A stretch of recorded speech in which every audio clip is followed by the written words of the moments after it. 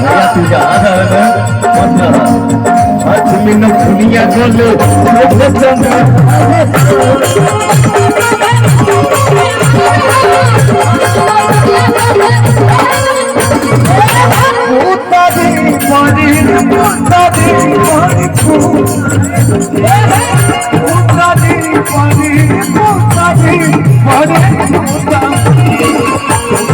लाल चाचा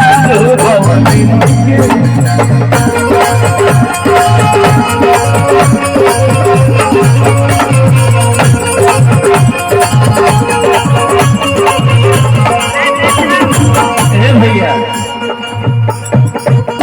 हम क्या देश